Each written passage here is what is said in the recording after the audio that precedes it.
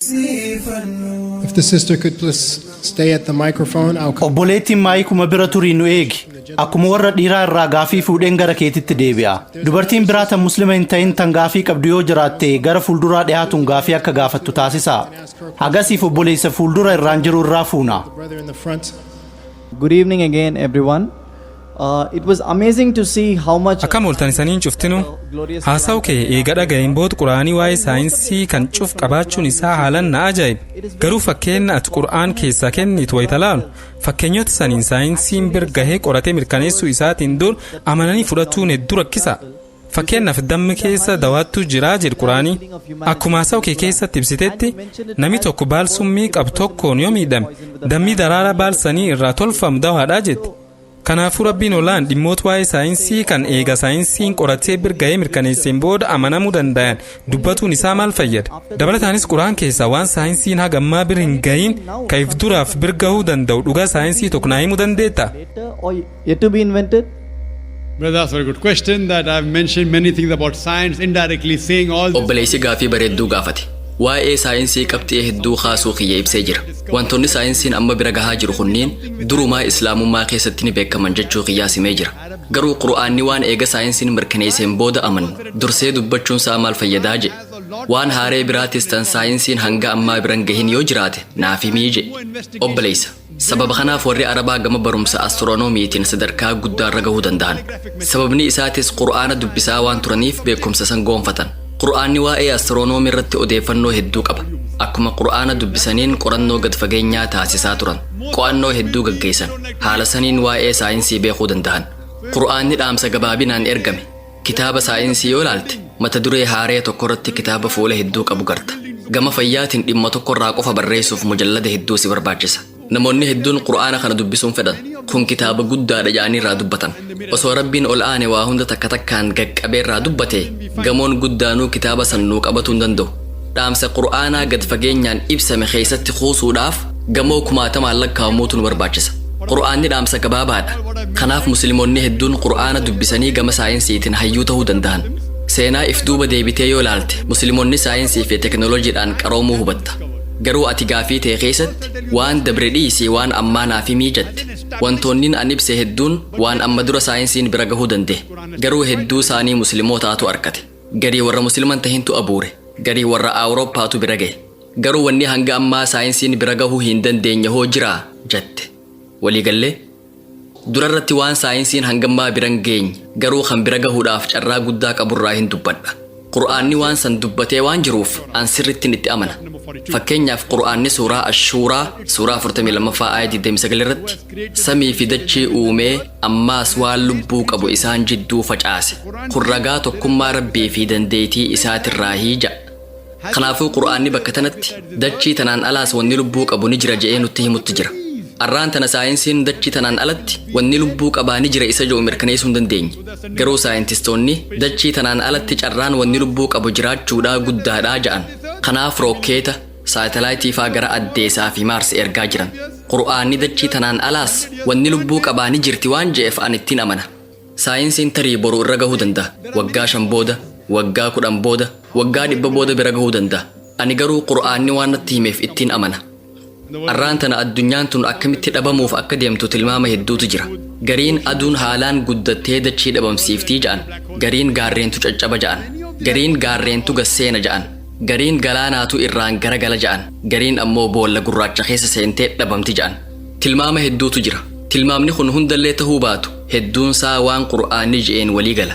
Qura'aanni suuraa Alqiyaamaa suuraa 75ffaa aayat 8 hanga 9 irratti gaafa ji'arraa ifni deeme gaafa aduu fi jiini walitti qabamanii isaan lamaanirraahuu ifaan deeme ja'a.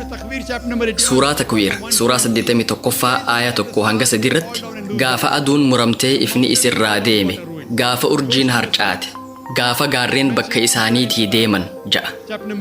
Suuraa Infixaar suuraa 82ffaa aayat 1 hanga 3 irratti gaafa samiin baqayte ammaas gaafa urjiin samii harcaate ammaas gaafa baharri hundi walitti baname ja'a. Aayatoonni kunniin waan saayinsiin tilmaameen wal fakkaata. Garuu qura'aanni wantoota kanniin dubbatee waan jiruuf an ittiin amana. Qura'aanni dabalataan suuraa Al-Anbiyaa suuraa 21ffaa aayat 104 irratti akka duraan garaa haadhaa keessatti isin uumnetti qabriidhaa kaafnee dirree qiyaamaatti walitti isin qabna ja'a. Saayinsiin waan kana hangammaa biran geenye. Qur'aanni waa'ee jireenya du'a boodaan jiruu dubbata. Saayinsiin waan kana hangammaa mirkaneeffanne. Qur'aanni waa'ee jannataa fi azaabarraa dubbata. Saayinsiin waan sanii hangammaa mirkaneeffanne. Qur'aanni waa'ee jinnii dubbata. Arraan tana warri saayikiloojiidhaa humna addaa tan alaa ja'anii yaaman. Namoota jinniin irra qubattuutu jira. Saniin humna ja'an. Qur'aanni waa'ee kanaani dubbata. Qur'aanni namni jalqaba dachii tanarratti uumame Nabi Aadam alayhi salaam akka ta'e dubbata. Saayinsiin hangammaa biran geenye.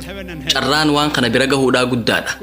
Tarii ati obboleessoo Zaakir waan saayinsii fi teeknooloojiin dhibbeentaa dhibba mirkaneessa irratti haasawa gaarii taasiftee jirta.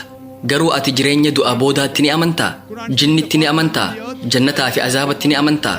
Ati doktoraa miti? Wantoota kanniinitti amanuun saayinsii faalleessuun ta'u jettee na gaafatuu malta. Deebisaan tiyya lakkii obboleessa faalleessuu miti kan jedhu ta'a. Wanniin ani itti amanu kun saayinsaawaa ta'uu isaatiin amana.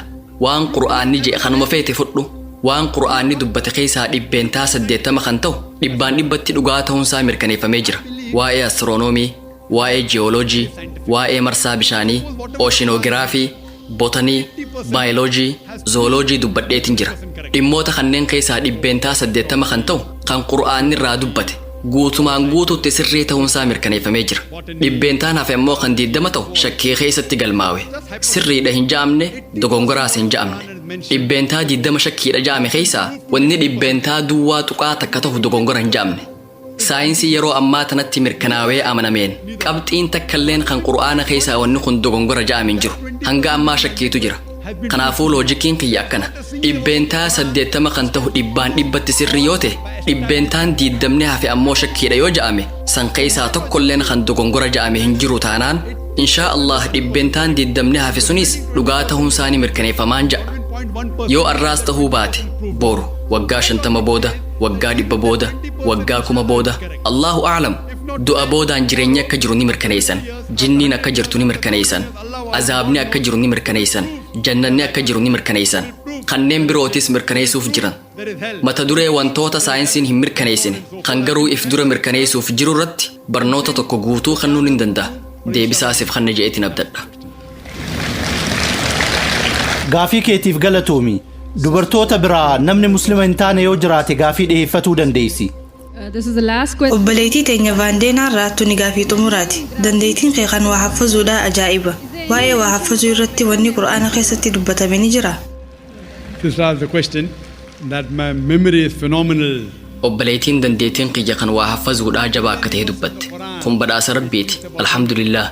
Qur'aana keessaa aayaan waa'ee miimoorii yookiin waa haffazuu dubbatame jira jettee gaafatte. Namoonni hedduun waan kanarratti irra deddeebiidhaan na gaafatan. Akkamitti akkanatti sammuutti waa qabatta? Maqoonsaa maali? Meeshaa kompuutaraa if keessaa qabdaa? Iccitiinsaa maali? Naan ja'an. Iccitiinsaa qur'aana keessatti ibsamee jira. Sagantaa leenjii da'waa barattoota kiyyaaf kennu irratti wanni sadi haalaan barbaachisaa akka ta'e dubbadheetiin ture. Inni duraa qur'aana suuraa Ali Imraan suuraa 3ffaa aayee 160 irratti yoo Rabbiin isin gargaare namni isin moohatu hin jiru. Yoo Rabbiin isin hin gargaarin eenyu namni Rabbii achitti isiniif dirmatee isin gargaaru? Warri amane Rabbitti haa irkatuu ja'a. Inni duraa Rabbitti irkatuudha. Inni lammadaa ammoo qur'aanni suuraa Al-Ankabuut suuraa 29ffaa aayee 69ffaa irratti warra nuuf jecha qabsoo godhe karaa nu biraan isaan gahu isaaniif laaffifna. Rabbiin warra dalagaa tolchee waliin jiraa ja'a. Inni lammadaa jabaatanii carraaquudha.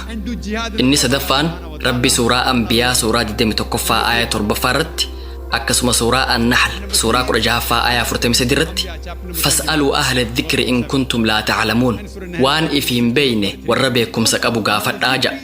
Sadaffaan mala barumsaati teeknika wayita leenjii da'waa kenninu namoonni obboleessoo Zaakir teeknikni sun maali jaanii gaafatan.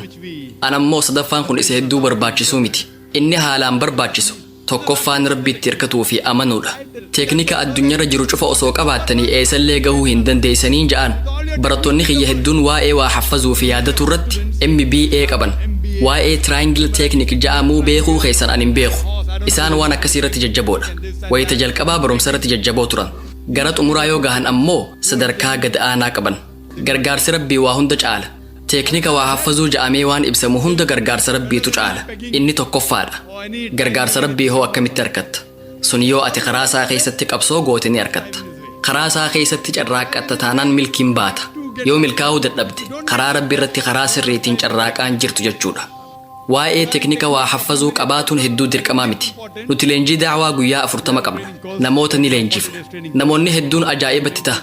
Barattoonni kiyya hedduun alhamdulillah suuraa fi aayaa lakkoofsa waliin himan. Barattoota addunyaa garagaraa irraa walitti qabnee waa'ee daawaa irratti leenjii kenninaaf. Akkamitti akka daawaa godhan, akkamitti gaafiif deebisaa akkatti kennan irratti isaan leenjifna. Leenjiin cinatti carraaqatuun dirqama. Waa'ee aayatoota qura'aanaatiin wal qabatee haasawa kiyya jalqabuun duratti yeroo hunda aayaa qura'aanaa tokkoon fayyadama. Sun suuraa xaahaa suuraa 20ffaa aayaa 25 hanga 28 irratti argama. Rabbi shrah lii sadrii. Tun du'aa'ii rabbiin subhaanahu wa ta'aalaa nabi Muusaa barsiise. Du'aa'iin tun akka nabi Muusaan rakkoon malee daawaa godhuu isa gargaarte. Nabi Muusaan ergama isaa fudhatuun dura nama cabaqu yookiin loqodu ture. Namoonni hedduunatti dhiyaatanii na beekanis akkaanan cabaqu ni beekan. Yeroon ijoollee turetti ni cabaqa. Namni waan barbaade hawwuu ni danda'a. An doktora jabaa ta'uuf hawwuu ni danda'a. Garuu nama 25 duratti haasawanin taasisa jedhee nama hawwuun turre. Sababni isaa annin cabaqa. Namoonni maqaan kee eenyu yoo naan ja'an maqaan kiyya Zaakir jeetiin deebisa. An akkasiin ture. Amma garuu karaa rabbii keessa deemee waggaa 20 dura eegaan gara dacwaatti makameen booda wanni cabaquu ja'amu narraa bade. Wayitaan nama kiristaanaa wajjin dubbadhu arrabni kiyya naaf hiikama. An takkaa nama dura dhaabbadheetiin haasawa taasisa je'ee yaadeen beeku. Hiriyaan kiyya tokko waltajjii gubbaarratti ol bahee sodaatee jennaan bakka isaa bu'uuf jecha waltajjiirratti ol bahe. Achumaaniin waltajjiirratti hafe. Ammaas waltajjii gubbaan jira. An amma namoota kumoota 10 lakkaawamaniin namoota kumoota 100 lakkaawamaniif daawaa godhuun hin danda'a. Alhamdulillah. Namoota miliyoona gahan dura dhaabbadhee qajeela daawaa godheetiin jira. Gara aayaa qura'aanaa sana haa deebinu. Muusaan alayhi salaam Fir'aawnaa fi uummata isaatti dhaamsa akka geessuuf ajajame. Inni yeroo san du'aayii godhe. Sunis du'aayii suuraa xaahaa suuraa 20ffaa aayaa 25 hanga 28 irratti argamtu. Rabbi shrah lii sadrii. Yaa rabbii kiyya qomatii anaaf bal'isi. Wayassir lii amrii. Waanin hojjetuuf deemu naaf laaffisi.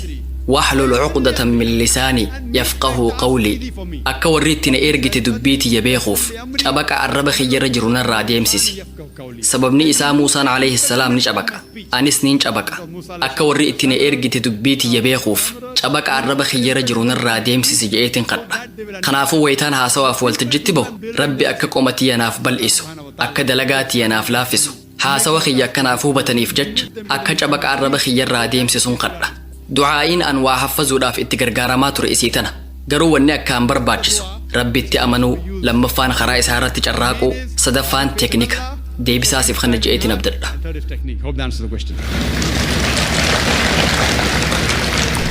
Kun gaafii xumura har'aati. Egzibishinii nagaya mul'ata islaamummaa tokkummaaf hubannoof barumsaaf jedhuun guyyoota 10 qophaa'e irraa sagantaa keenya kan halkan lammataa kanaan goolabna. Asitti argamuu keessaniif rabbi jazaa isinii haa kafalu. For harmony, awareness, and education. Jazakallah khair for your attendance.